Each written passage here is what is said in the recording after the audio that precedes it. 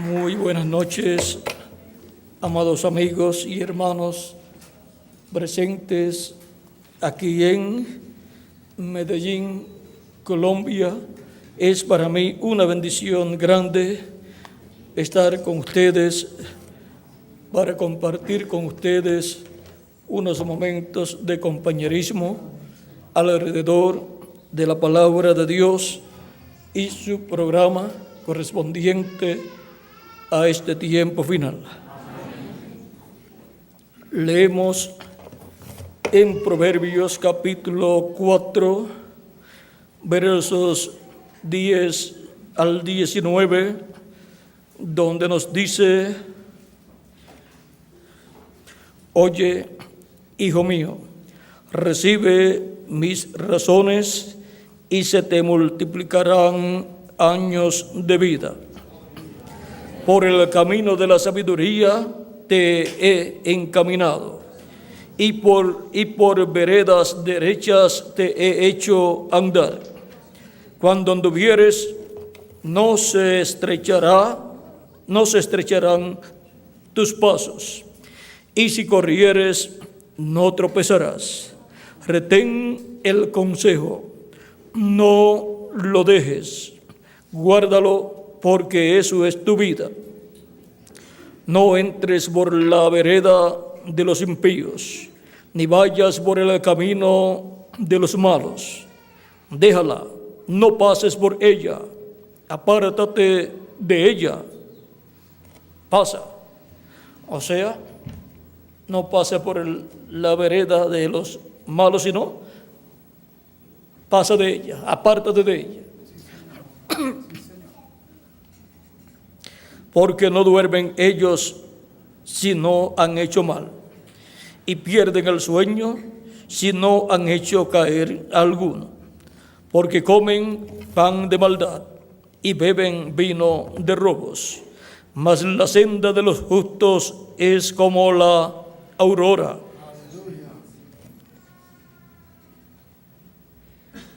Mas la senda de los justos es como la luz de la aurora. Corregí, lo había leído mal. Dice: mas la senda de los justos es como la aurora, que va en aumento hasta que el día es perfecto.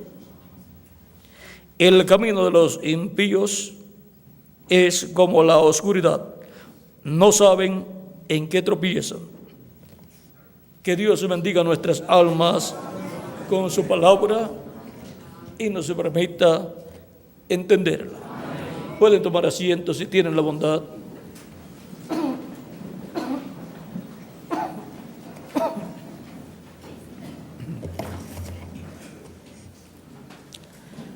La senda de los justos es el camino de Dios, establecido por Dios para su pueblo en cada edad y en cada dispensación. Y Dios llama a sus hijos a caminar en su camino. Dice el profeta Malaquías en el capítulo 4, verso 4: acordaos de la ley de Moisés, mi siervo, al cual encargué en Horeb ordenanzas y leyes para todo Israel.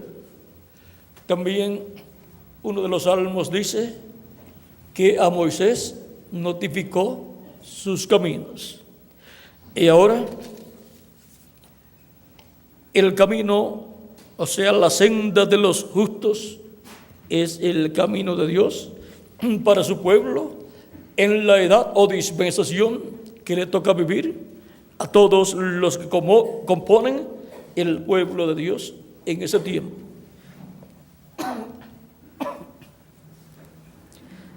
Encontramos que en el tiempo de Moisés era el camino establecido por Dios bajo la ley para guardar todas las ordenanzas y leyes que Dios le estableció al pueblo hebreo por medio del profeta Moisés. y él quisiera, de acuerdo a lo que Dios estableció, viviría. El que no, no. Y ahora, cuando llega Jesús a la escena, llega el Verbo que era con Dios y era Dios, el cual creó todas las cosas, el cual es la luz de todo hombre que alumbra, la luz que alumbra a todo hombre que vive en este mundo. Y esa luz venía a este mundo, venía a la raza humana en forma de hombre. Cristo, el ángel del pacto, venía a la raza humana como un hombre para llevar a cabo la obra de redención. Por eso el Verbo que era con Dios y era Dios se hizo carne y habitó entre nosotros, dice San Juan capítulo 1, verso 14. Si leemos desde el verso 1 al 18 de San Juan, tendremos un cuadro claro de esa manifestación divina del Verbo que era con Dios y era Dios. Cuando el Verbo se hizo carne, fue nada menos que Emmanuel, que traducido es Dios con nosotros. Y ahora Dios tiene un cuerpo humano como los seres humanos, y en esta tierra ese cuerpo recibió el nombre de Jesús, el cual significa Salvador o Redentor, para llevar a cabo la obra de redención en la cruz del Calvario. Recibió un nombre humano de acuerdo a la obra que llevaría a cabo. Y ahora podemos ver que nuestro amado Salvador Jesucristo es el personaje más grande que ha pisado este planeta Tierra desde que existe este planeta Tierra. Es el hombre más grande que ha pisado este planeta Tierra, porque es el Verbo que era con Dios y era Dios, el cual se hizo carne y habitó en medio de la raza humana, allá en medio del pueblo hebreo. Y ahora Dios se hizo un cuerpo humano a la semejanza de los seres humanos. No se hizo un cuerpo a la semejanza de un animal, sino de los seres humanos. Por eso aparece como un hombre y no como un animal en medio de la raza humana. Es el Verbo que era con Dios y era Dios, y se hizo hombre en medio de los seres humanos. Y ahora Él viene para llevar a cabo su obra de redención en la cruz del Calvario y abrir el camino hacia Dios. Abrir el camino hacia la presencia de Dios. Abrir el camino al lugar santísimo. Y ahora Cristo abrió el camino de la vida eterna, trajo a la luz la vida eterna. Y ahora en el camino de Dios encontramos nuestra salvación a través de Jesucristo, nuestro Salvador. Y permanecemos en el camino de Dios, perseverando hasta que seamos transformados para ser restaurados físicamente a la vida eterna, de la cual el ser humano cayó en el huerto del Edén. Cuando seamos restaurados físicamente a la vida eterna en un cuerpo eterno, entonces todos seremos a la semejanza de Cristo, un cuerpo con un cuerpo glorificado. y también a su imagen, que es el cuerpo teofánico. Y ahora podemos ver que en la senda de los justos hay grandes bendiciones para todos los que caminan en la senda de los justos. Nunca se aparte su pie de la senda de los justos. Y ahora la senda de los justos en el Nuevo Testamento la encontramos siendo manifestada, y en esa senda de los justos encontramos la iglesia de Jesucristo, el cuerpo místico de Cristo compuesto por los creyentes en Jesucristo nuestro Salvador, el cual ha ido creciendo de edad en edad, y así se ha ido formando el reino de Cristo, esa piedra no cortada de manos que vio Nabucodonosor y el profeta Daniel la interpretó. Encontramos que ha ido creciendo, pero el mundo no se ha dado cuenta que esa piedra ha ido creciendo en el campo espiritual. Y cuando Cristo resucite a los creyentes en Él, que han partido, y nos transforme nosotros los que vivimos, veremos un gran monte, la iglesia de Jesucristo, la cual estará en cuerpos inmortales, cuerpos glorificados, y entonces todos los hijos e hijas de Dios estarán iguales a Jesucristo, el Hijo de Dios. Esos son los santos del Altísimo, escritos en el cielo en el libro de la vida del Cordero desde antes de la fundación del mundo. Y ellos son los que en el día postrero recibirán la clase de cuerpo más importante, que es el cuerpo glorificado. Por lo tanto, tendrán acceso a la séptima dimensión en el cuerpo glorificado. Y por eso es que iremos con Cristo a la cena de las bodas del Cordero, porque tendremos un cuerpo como su propio cuerpo glorificado. Y donde Él entre, podremos entrar nosotros, porque tendremos la misma clase de cuerpo. Y ahora, vean ustedes las grandes bendiciones que hay en la senda de los justos. Dice que la senda de los justos es como la aurora, que va en aumento cada día. Mas la senda de los justos es como la aurora, que va en aumento hasta que el día es perfecto.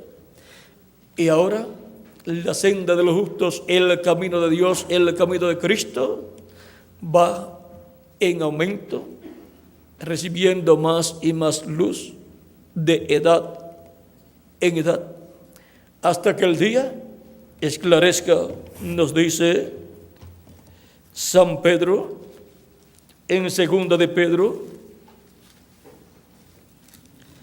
capítulo 1,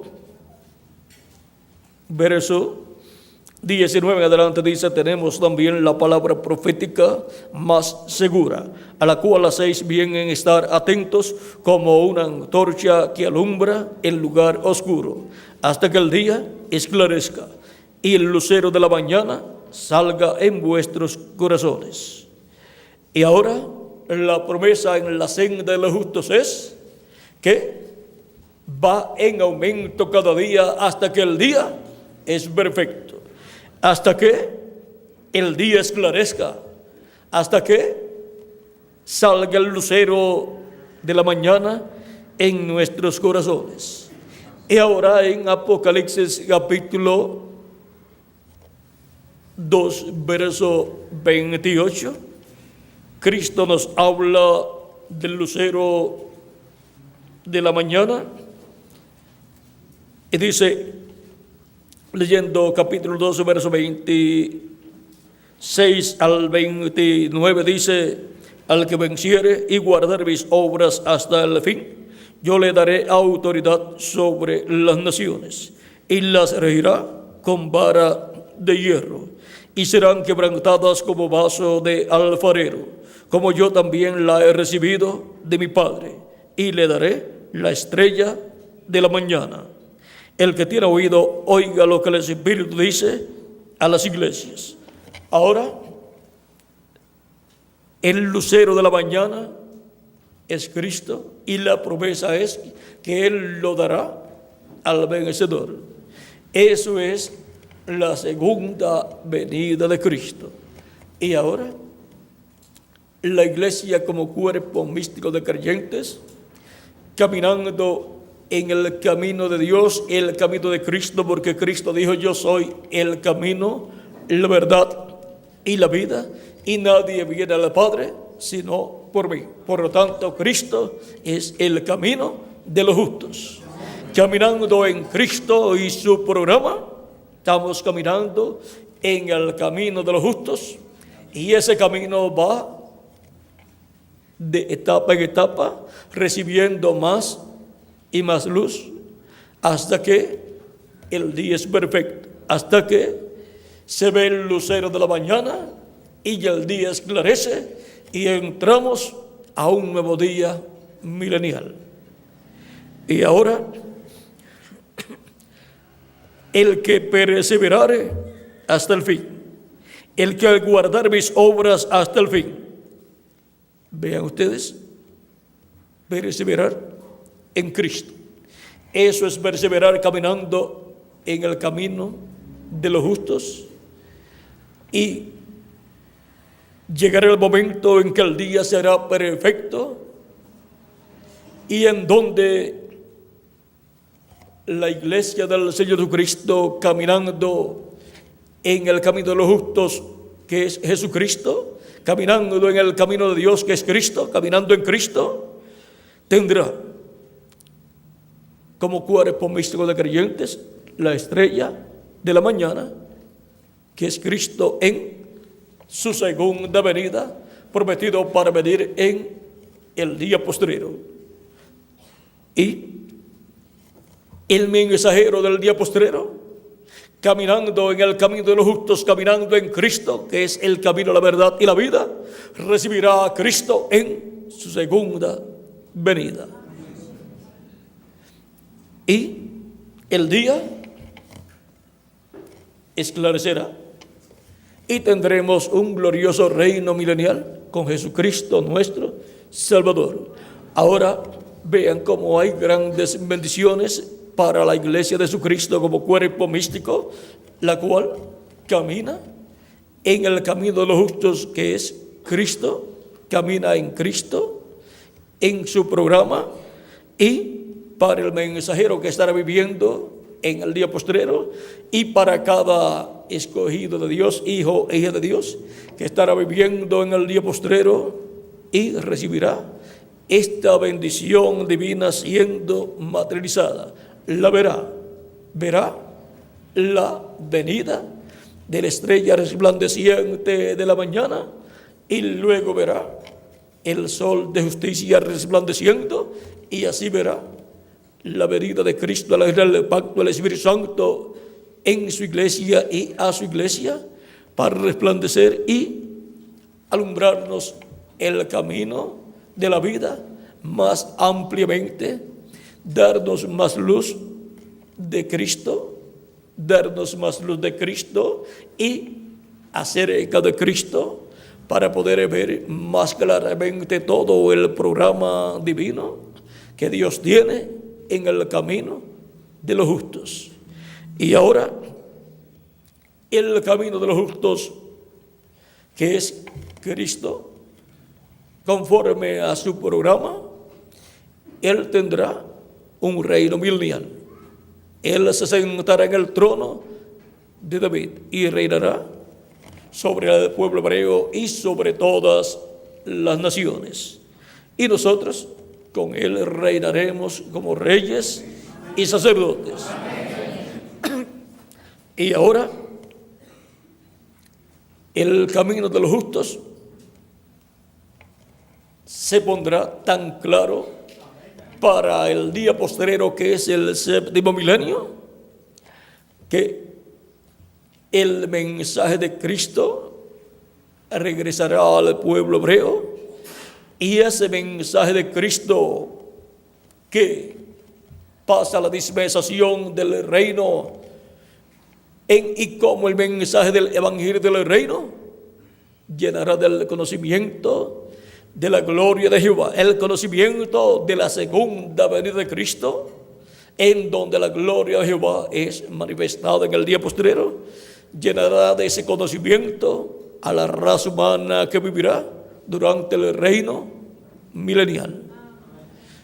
Y será tal el conocimiento que ya no ensayarán más para las guerras, sino que convertirán las armas de guerras en herramientas de trabajo para beneficio de la raza humana.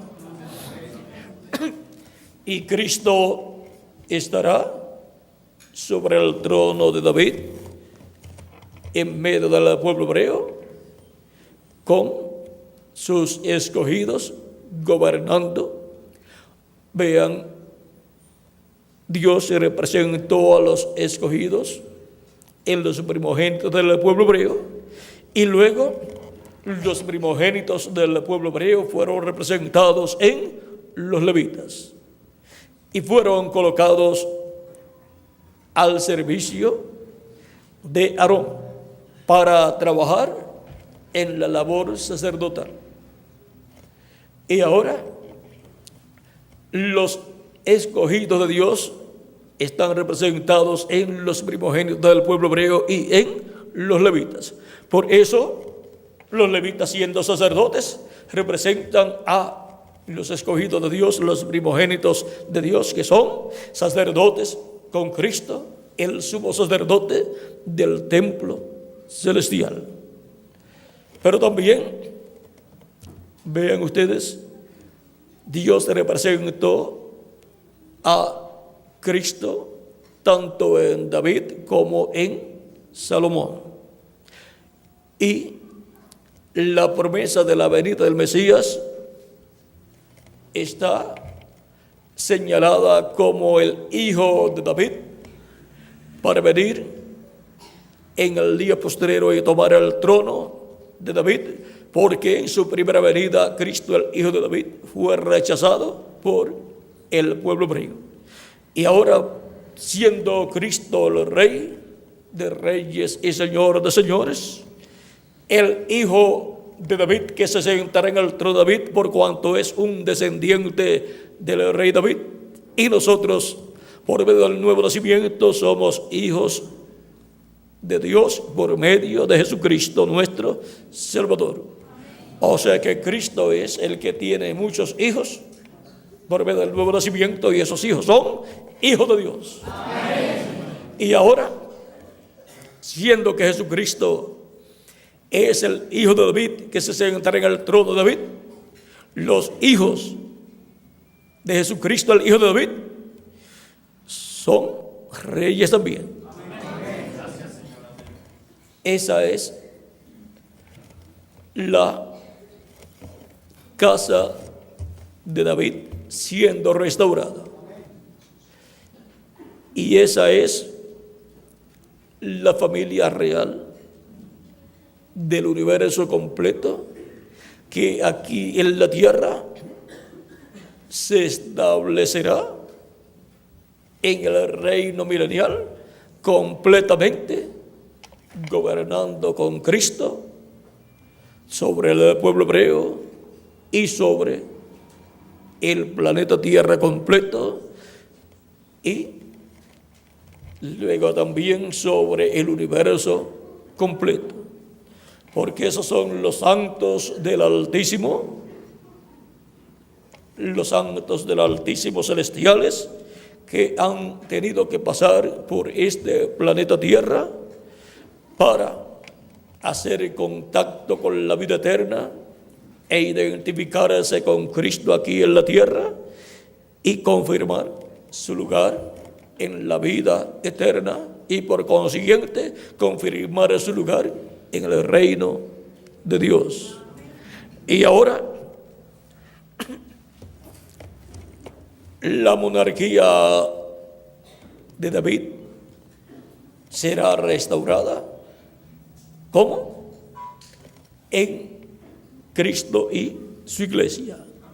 Esa es la monarquía de David, que será la restauración de la monarquía de David. Pues aquellos reyes que vivieron en los tiempos del rey David y fueron reyes malos, no tienen por qué estar en el reino milenial. Solamente del Antiguo Testamento estarán los que resucitaron con Cristo el día de la resurrección de Cristo, que son los santos del Antiguo Testamento. Así es que de la monarquía de David, vean ustedes, del Antiguo Testamento no estarán allí para reinar en la tierra, sino los que pertenecen a la monarquía de David restaurada, que es la iglesia del Señor Jesucristo. La monarquía de David restaurada, ¿saben lo que es? Es la monarquía de Melquisedec, con Melquisedec y sus hijos para reinar desde y en Jerusalén, sobre el pueblo hebreo y sobre todas las naciones. En David y su reino se reflejó la monarquía de Melquisedec y los hijos de Melquisedec, como también en Aarón y sus hijos y los sacerdotes levitas se reflejó el sacerdocio celestial de Melquisedec, que es el sacerdocio de Jesucristo, el sumo sacerdocio de Jesucristo y de todos los hijos de Jesucristo que son sacerdotes con Cristo. O sea que para el reino milenial habrá un nuevo orden sacerdotal establecido aquí en la tierra, en el glorioso reino milenial, porque el reino de Cristo es el que tendrá tanto el orden de la monarquía como también el orden sacerdotal. Y corresponde el orden de la monarquía a Cristo y su iglesia, y el orden sacerdotal corresponde a Cristo y su iglesia. Es un orden celestial que será establecido en la tierra. Es el orden de Melquisedec en lo político y en lo religioso.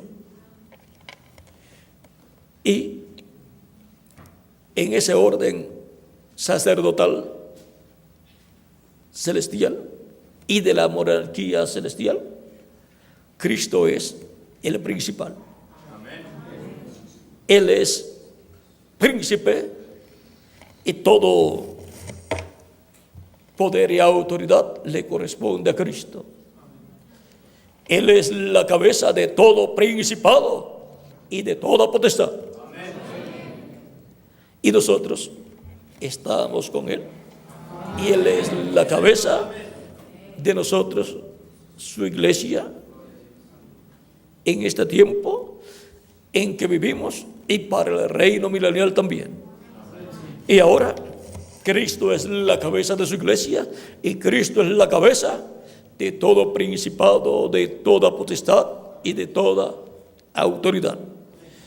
Porque Cristo es el Rey de reyes y Señor de señores y es el sumo sacerdote del templo celestial. Por lo tanto, Él tiene toda autoridad en el campo político y en el campo religioso también. Y con el campo político y campo religioso se gobiernan todos los aspectos de la vida del ser humano y del universo completo. Y ahora, caminando en la senda de los justos, es que heredaremos con Cristo todas estas bendiciones que Él tiene para los justos. Y la promesa es, miren, en Hebreos capítulo 12, versos 22 en adelante, 22 al 23 dice: sino que os habéis acercado al monte de Sión, a la ciudad del Dios vivo, Jerusalén la celestial, a la compañía de muchos millares de ángeles, a la congregación de los primogénitos que están inscritos en los cielos, a Dios el juez de todos, a los espíritus de los justos hechos perfectos. Los espíritus de los justos hechos perfectos son el cuerpo teofánico. Esos son los espíritus de los justos hechos perfectos. Y ahora también tendremos el cuerpo hecho perfecto, que será el cuerpo glorificado que Él ha prometido. ¿Para quiénes? Para cada uno de nosotros.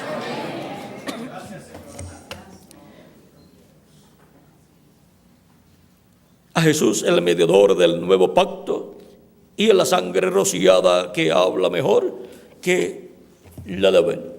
Y ahora, la sangre del nuevo pacto ya no es la sangre de animalitos que el pueblo hebreo sacrificaba, sino la sangre de Jesucristo nuestro Salvador. Y ahora, el mediador del nuevo pacto ya no es un sacerdote terrenal como Aarón. No es un sumo sacerdote terrenal, sino el sumo sacerdote celestial. Él es el mediador entre Dios y los hombres para interceder por los seres humanos. Cristo, el sumo sacerdote del templo celestial, es el mediador entre Dios y los hombres. Él, con su sacrificio, nos ha reconciliado con Dios. Así como el sumo sacerdote, por medio del sacrificio de la expiación que hacía el día 10 del mes séptimo, realizaba la reconciliación del pueblo hebreo con Dios cada año, como nos dice en Levítico capítulo 23, versos 26 al 32, dice: también habló Jehová a Moisés diciendo: a los 10 días de este mes séptimo será el día de la expiación. Tendréis santa convocación y afligiréis vuestras almas y ofreceréis ofrenda encendida a Jehová. Ningún trabajo haréis en este día, porque es día de expiación para reconciliaros delante de Jehová vuestro Dios. Porque toda persona que no se afligiere en este mismo día será cortada de su pueblo. Y cualquiera persona que hiciere trabajo alguno en este día, yo destruiré a la tal persona de entre su pueblo. Ningún trabajo haréis. Estatuto perpetuo es por vuestras generaciones en donde quiera que habitéis.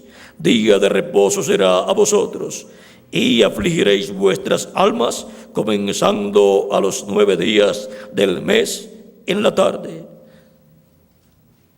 De tarde a tarde guardaréis vuestro reposo.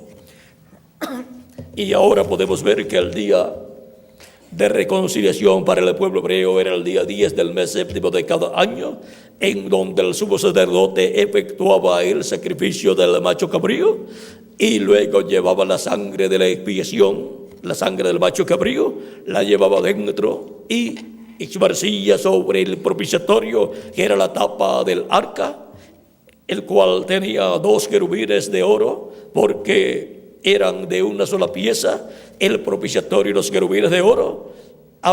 Ambas cosas eran solamente una pieza, y sobre el propiciatorio estaba la columna de fuego, Dios en esa columna de fuego, y ahí era donde el sumo sacerdote llegaba, se paraba frente al propiciatorio y esparcía sobre el propiciatorio con su dedo 7 veces de la sangre de la expiación para la reconciliación del pueblo hebreo con Dios, para así sus pecados ser cubiertos de la presencia de Dios, para Dios no ver sus pecados y ser reconciliados.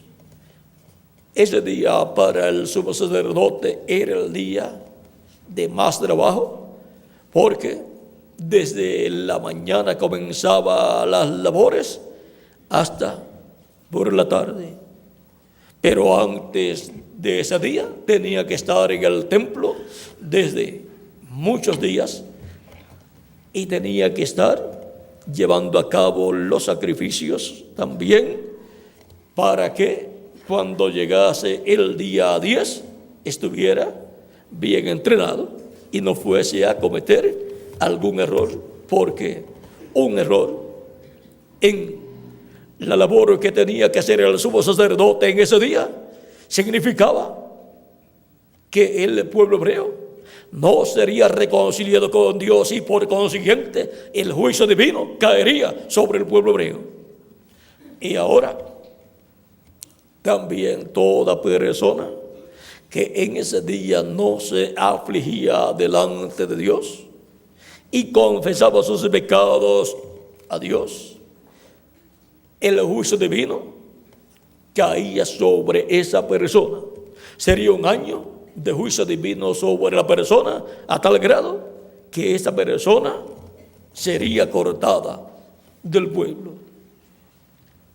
O sea que dejaba de existir en medio del pueblo hebreo esa persona. Y toda persona que no se aflige por sus pecados y los confiesa a Cristo y recibe a Cristo como su Salvador, morirá por sus pecados, porque la paga del pecado es la muerte. Y ahora la segunda muerte es la más terrible, porque es cuando las personas serán echadas en el lago de fuego, los que no se afligieron para recibir a Cristo como su Salvador. Ahora, antes de la persona que no ha recibido a Cristo como su Salvador tener esa segunda muerte, primero muere espiritualmente en el tiempo que le toca vivir. ¿Por qué? Porque al no tener a Cristo como su Salvador, está muerto espiritualmente. Y ahora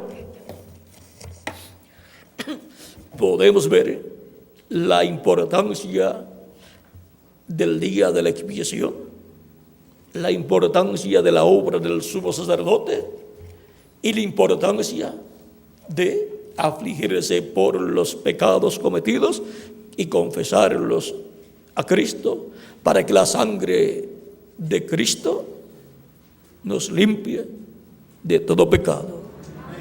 Cristo está en el cielo haciendo la obra de intercesión.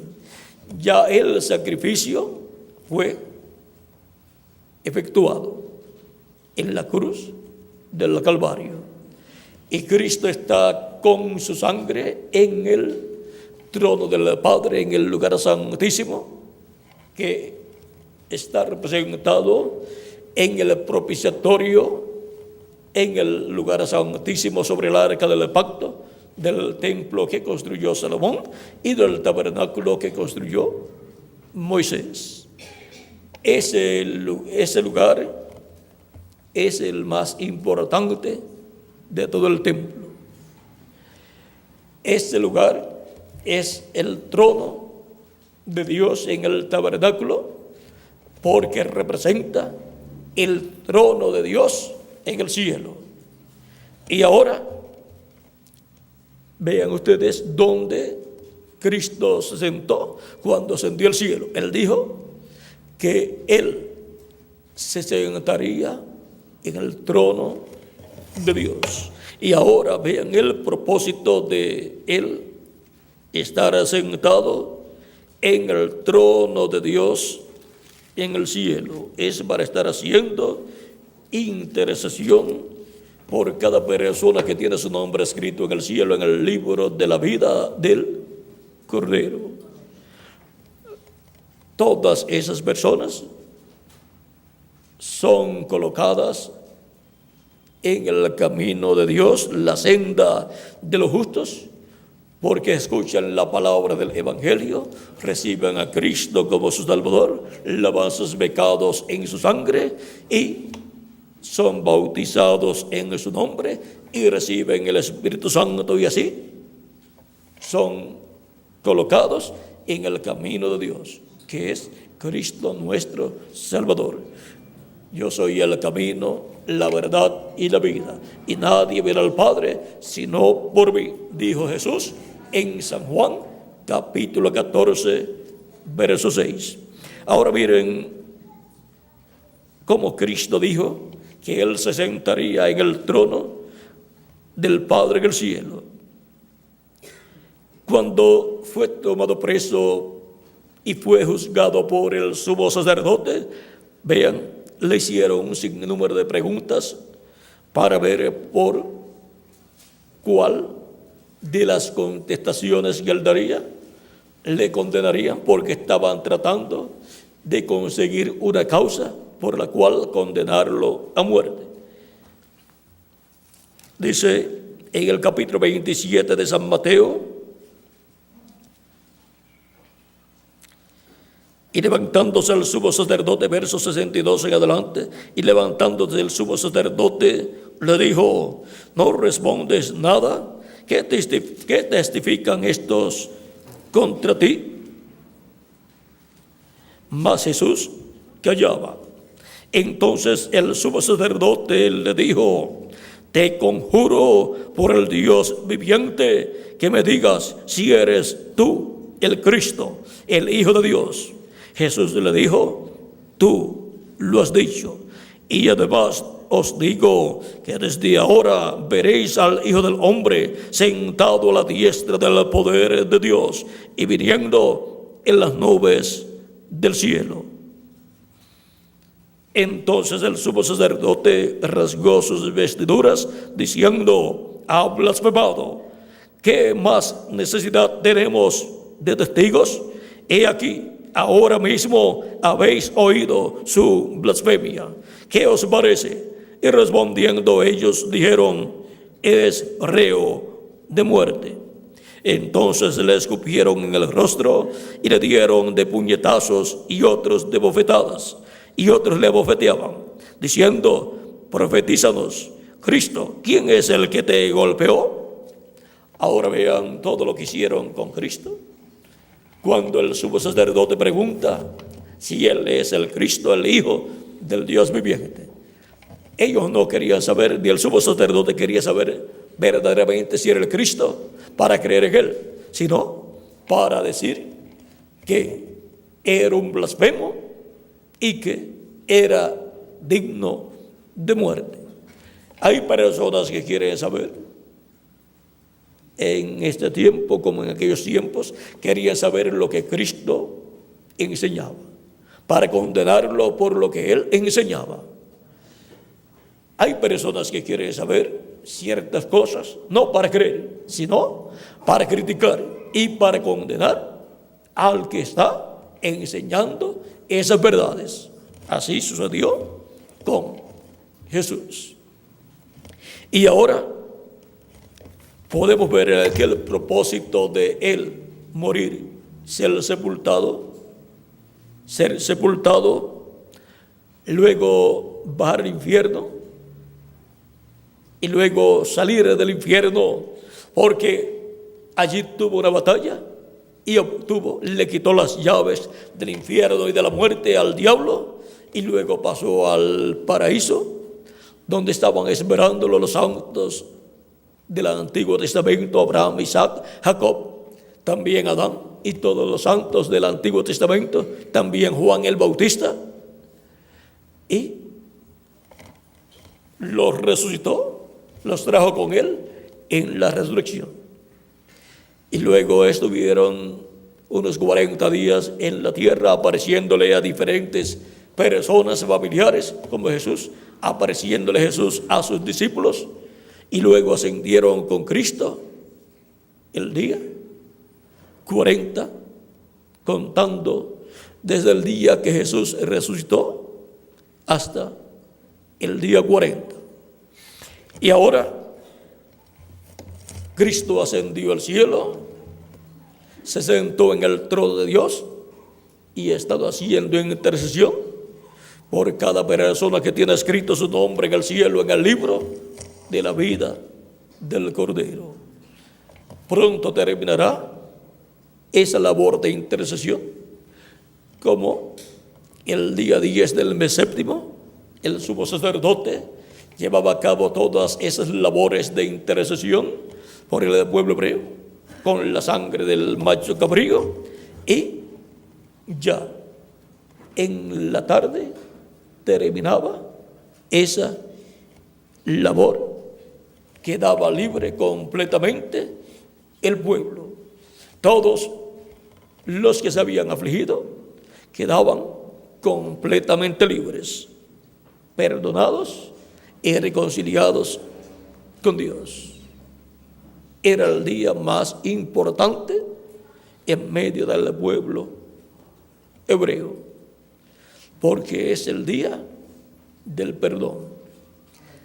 Y ahora, ese día del perdón, desde el día de la crucifixión de Cristo hasta acá, ha estado presente para que sean reconciliados con Dios todos los que pertenecen al Israel celestial.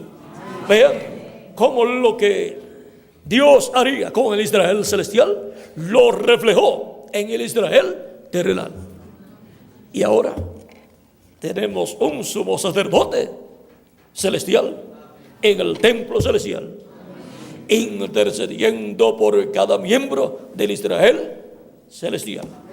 El Israel celestial está compuesto por los hijos e hijas de Dios. El Israel terrenal corresponde a los siervos de Dios. El Israel celestial corresponde a los hijos de Dios. Y por eso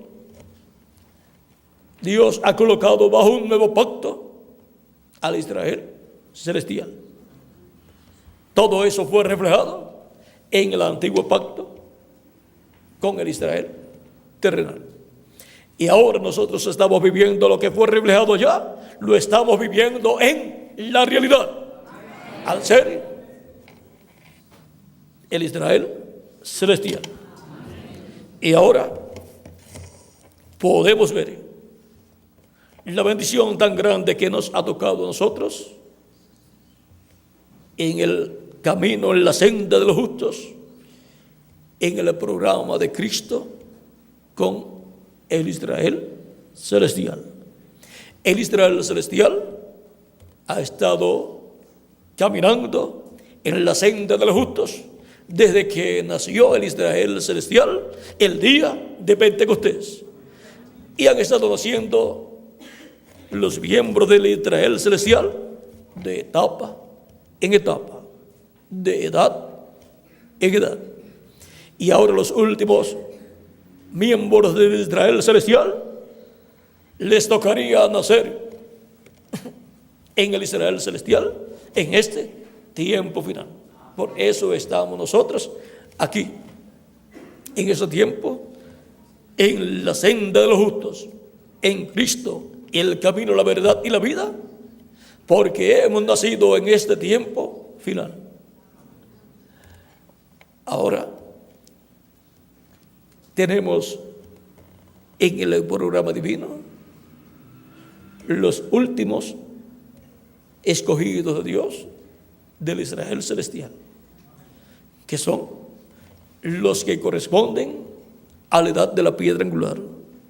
Los primeros fueron los del tiempo de los apóstoles, luego los del tiempo de San Pablo en Asia Menor, y así sucesivamente los de cada edad en el tiempo que les tocó vivir.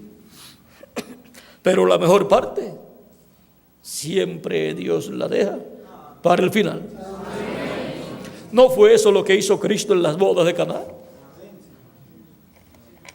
Que cuando se acabó el vino, Cristo creó para ellos vino.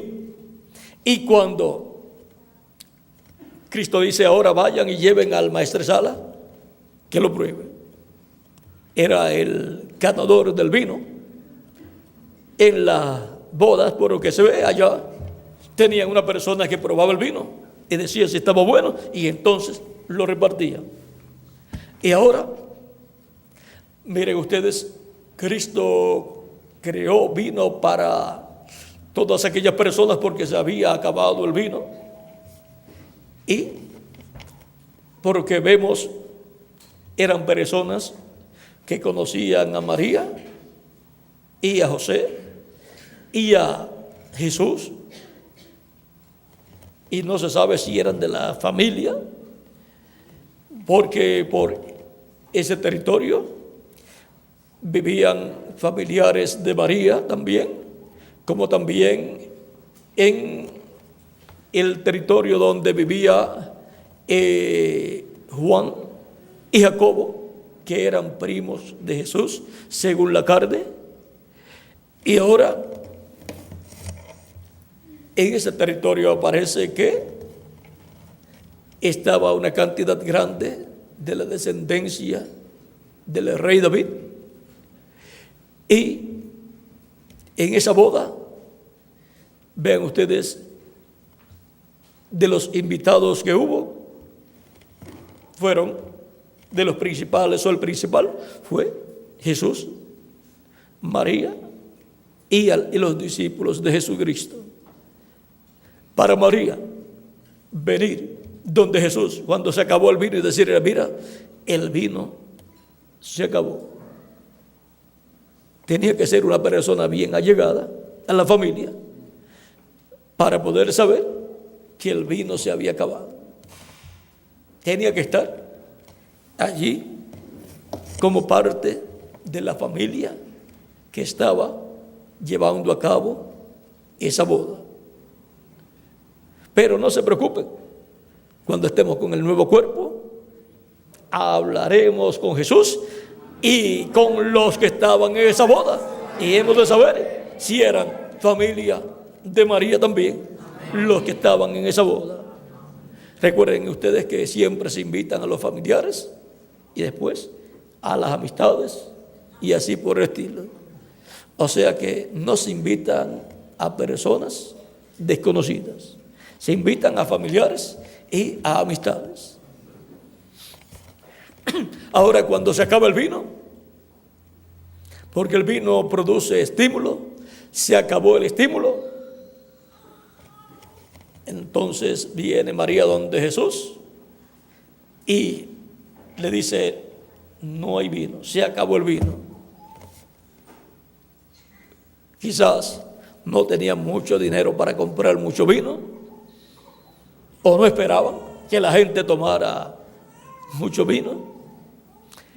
Y Jesús le dice, ¿qué tengo contigo, mujer? Mi hora todavía no ha llegado. Ahora, ¿por qué María viene donde Jesús a decirle? María sabía que Jesús podía hacer algo. Sabía que Jesús era la solución. Y en aquellos tiempos, una boda sin vino no tenía buena apariencia y no tenía alegría, gozo para los invitados. Recuerden que el vino representa el estímulo causado por la revelación para el tiempo en que la persona vive. Y en cada edad o etapa, un pueblo sin la revelación, sin el estímulo, el gozo de la revelación que produce la revelación, es un pueblo que no está feliz, no está contento y no sabe, no conoce el programa de Dios para el tiempo en que está viviendo. No sabe si es un hijo de Dios o no es un hijo de Dios.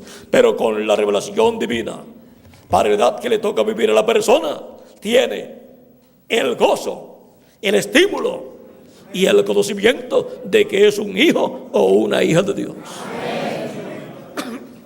Y vive lleno de entusiasmo, de regocijo, de estímulo. Tiene algo que lo estimula, la revelación divina. Sin revelación, la persona no tiene nada que lo estimule en las cosas de Dios.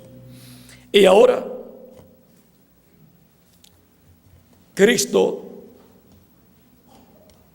pregunta si tenían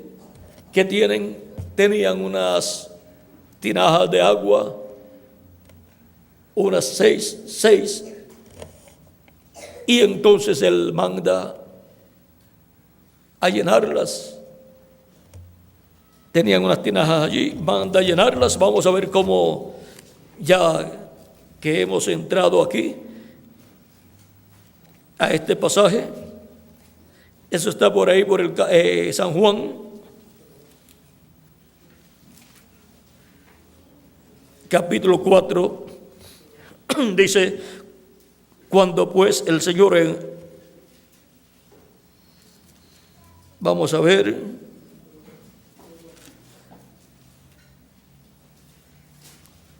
Miguel se lo consigue, capítulo 2, capítulo 2, al tercer día se hicieron unas bodas en Caná de Galilea, y estaba allí la madre de Jesús, y fueron también invitados a las bodas Jesús y sus discípulos. Y faltando el vino, la madre de Jesús le dijo: no tienen vino. Jesús le dijo: ¿qué tienes conmigo, mujer? Aún no ha venido mi hora. O sea que María sabía que Jesús tenía poder para proveer el vino que les faltaba a ellos. Al decir Jesús, aún no ha venido mi hora, es que Él entiende que ella le pide que haga un milagro. Su madre dijo a los que servían: haced todo lo que os dijere. Lo comprometió más aún. O sea, nosotros lo diríamos en los países que comemos papa, diríamos: le echó la papa caliente en las manos a Jesús. El problema, la necesidad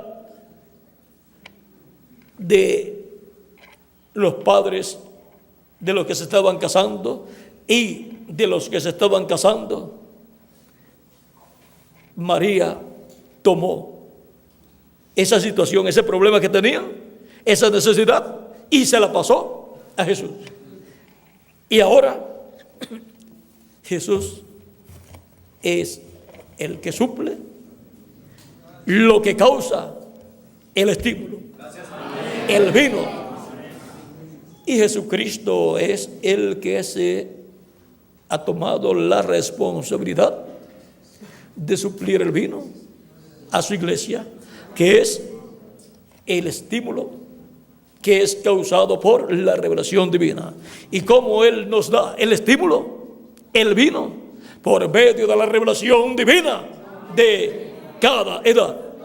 Y ahora, la revelación divina para nuestro tiempo nos da el estímulo que nosotros necesitamos tener.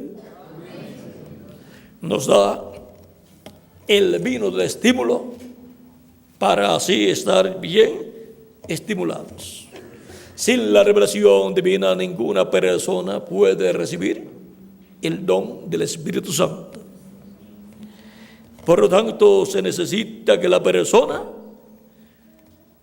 tenga el estímulo causado por la revelación divina para el tiempo en que está viviendo. Ahora, continuando, dice: y estaban allí 6 tinajas de piedra para agua, conforme al rito de la purificación de los judíos, en cada una de las cuales cabían 2 o 3 cántaros. Jesús les dijo: llenad estas tinajas de agua. Y las llenaron hasta arriba. Entonces les dijo: sacad ahora y llevadlo al maestresala. Y se lo llevaron. Cuando el maestresala probó el agua hecha vino, sin saber él de dónde era, aunque lo sabían los sirvientes que habían sacado el agua, llamó al esposo y le dijo: todo hombre sirve primero el buen vino, y cuando ya han bebido mucho, entonces el inferior. Mas tú has reservado el buen vino hasta ahora. ¿Por qué sirven primero el buen vino y después, para el último, el vino malo? Porque ya después que se han tomado el buen vino y han dicho: qué buen vino es este, luego, si se marean un poco, ya ni le cogen el sabor al vino. Es como cuando usted va a probar algo, si está dulce o salado. En la primera prueba es que usted sabe. Después, si sigue usándolo, ya no puede ya discernir si está muy salado o muy dulce, porque ya comenzó a usarlo y ya se adaptó su sistema. Ahora, en la prueba, cuando se recibe la prueba, es que se exclama si es bueno o si es malo. Es como cuando le ofrecen café y usted lo prueba. Usted, si está muy caliente, ahí algunas veces se saca un gritito, pero después que ya está tomando, ya no tiene por qué.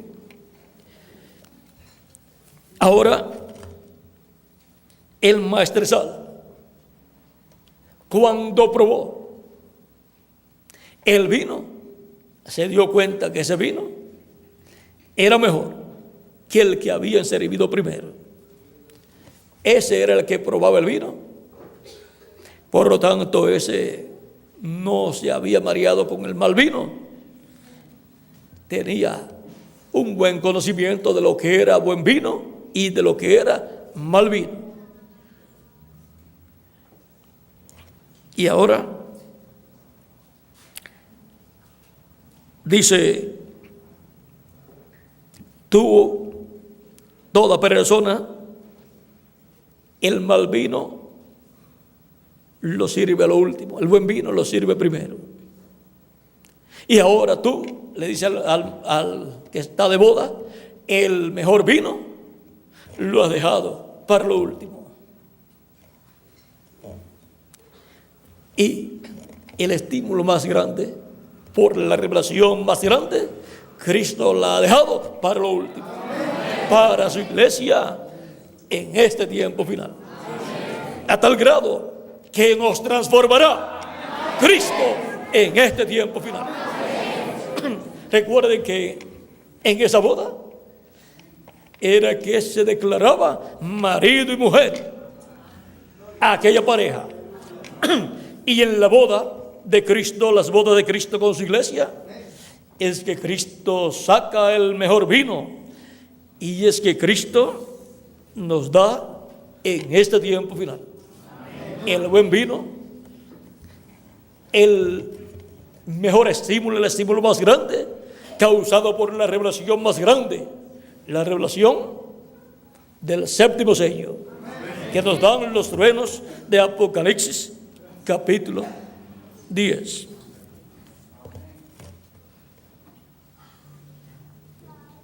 Este principio de señales hizo Jesús en Caná de Galilea y manifestó su gloria, y sus discípulos creyeron en él. Cristo convirtiendo el agua en vino, convirtiendo el agua, la palabra, en la revelación divina para el tiempo, convirtiendo el agua, la palabra, en el estímulo más grande que su iglesia recibiría, da lugar a que los creyentes en Cristo crean en Él de todo corazón. Y vean que es Cristo el que convierte el agua en vino, nos da el estímulo por medio de su palabra revelada del día postrero, por medio del agua de la palabra revelada, nos da el estímulo más grande de todos los tiempos. Y ahora, todo eso, vean ustedes, es en el camino del Señor, que es la senda de los justos. En el camino del Señor, la trayectoria de Jesucristo de su primera venida, convirtió el agua en vino. En el camino del Señor, en este tiempo final, cuando el estímulo de calidad ya ha pasado y se acabó el estímulo de las edades, ahora Cristo convierte la palabra, la convierte dando su palabra para el día postrero, la convierte en el estímulo más grande de su iglesia que Él prometió para su iglesia, para el tiempo final. Y ahora lo que nos estimula a nosotros es la revelación de su palabra para nuestro tiempo. Su palabra revelada a nosotros nos da el estímulo, el vino que Él prometió para este tiempo final. Y ahora todo esto lo encontramos ¿dónde? En la senda de los justos. El mundo trata de estimularse con fiestas, con bebidas y con un sinnúmero de cosas más.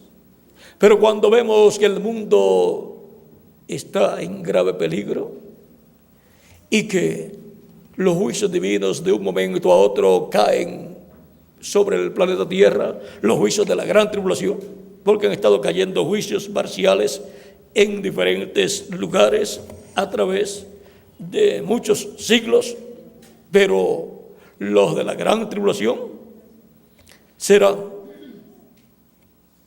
totalmente mayores que los que ya han caído sobre la raza humana, y se juntarán todos en un lapso de tiempo de 3 años y medio, a tal grado que el reino del anticristo será quitado y luego será establecido el glorioso reino milenial de Jesucristo, nuestro Salvador. Por lo tanto, el mundo no puede darle estímulo, no puede darle estímulo por lo que le digan a la gente. ¿Por qué? Porque como están las cosas en el mundo, en el campo de la política, en el campo de la economía, en el campo de los armamentos o militar. Y en todos esos campos no hay nada que pueda estimular a los seres humanos. Es un cuadro negativo al que se ve. Por lo tanto, el mundo no está estimulado. Más bien, tratan muchas personas de tomar pastillas o pastas para poder dormir. Pero hay algo que estimula a los justos en el camino de los justos. Es la palabra revelada que nos da el vino del estímulo. Cristo es el que nos da ese estímulo. Nos revela todo su programa correspondiente a este tiempo final y nos muestra que pronto vamos a ser transformados. ¿Y quién no va a estar estimulado sabiendo que pronto va a ser transformado y va a tener un cuerpo eterno, inmortal, incorruptible y glorificado, y va a ser igual a Jesucristo nuestro Salvador? Solamente eso es suficiente para estar bien estimulado.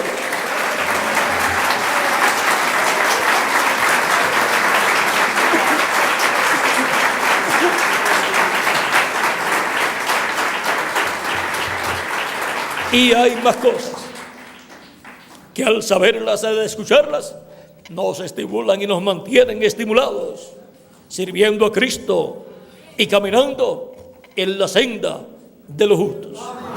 Ha sido para mí un privilegio grande estar con ustedes, dándoles testimonio de la senda de los justos. Manténgase siempre caminando en la senda de los justos. Y manténgase bien estimulado, escuchando la palabra que le da el vino a usted y a mí, el vino del estímulo. Algunos se preguntan, ¿cómo puedo estar bien estimulado? Por medio de la revelación. La revelación le da el vino del estímulo que usted y yo necesitamos. Manténgase recibiendo la palabra correspondiente a nuestro tiempo, nuestra edad y nuestra dispensación. Y se mantendrá como estimulado en el camino, en la senda de los justos. Bueno, ha sido para mí un privilegio grande estar con ustedes aquí en Medellín, Colombia, dándoles testimonio de la senda de los justos. Que las bendiciones de Jesucristo sean sobre todos ustedes que están aquí presentes y sobre los que están a través de internet. Y que Cristo les mantenga a ustedes y a mí, dándonos cada día más y más revelación, la cual produce el vino del estímulo en nuestras almas para mantenernos en la senda de los justos, estimulados, felices y contentos todos los días de nuestra vida. En el nombre eterno del Señor Jesucristo. Amén y amén. Muchas gracias por vuestra amable atención, amados amigos y hermanos, y dejo nuevamente con nosotros al reverendo Miguel Bermúdez Marín para finalizar nuestra parte en esta ocasión, y así dándole gracias todos a Cristo nuestro Salvador por sus bendiciones, por tenernos y mantenernos en el camino de los justos, bien estimulados por medio de la palabra revelada para el día postrero, para edad de la piedra angular y dispensación del reino. Mientras escuchamos el cántico, y podemos cantarlo también, acerca del hombre que nos transformó, que es el mismo que nos da la revelación que nos estimula nuestra alma.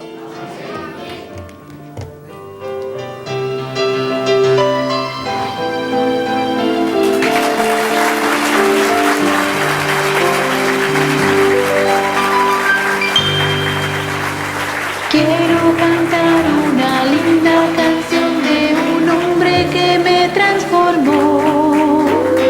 Quiero cantar una linda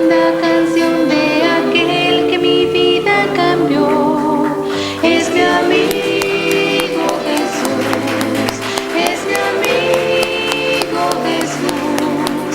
Él es Dios, Él es Rey, es amor y verdad.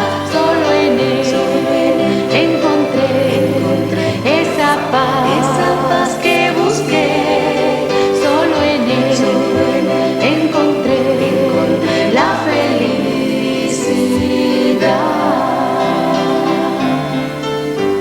Alzaré mis ojos a los montes. ¿De dónde vendrá mi socorro? Mi socorro viene de Jehová, el que hizo los cielos y la tierra. No dará tu pie a resbaladero, ni se dormirá el que te guarda. He aquí, no se adormecerá, ni se dormirá el que guarda a Israel. Jehová es tu guardador, Jehová es tu sombra a tu mano derecha. El sol no te fatigará de día, ni la luna de noche. Jehová te guardará de todo mal, Él guardará tu alma. Jehová guardará tu salida y tu entrada, desde ahora y para siempre. Quiero cantar una linda canción de un hombre que me transformó. Quiero cantar una linda canción de aquel que mi vida cambió. Es mi amigo Jesús, es mi amigo Jesús. Él es Dios, Él es Rey, es amor y verdad. Solo en Él encontré esa paz que busqué. Solo en Él encontré la felicidad.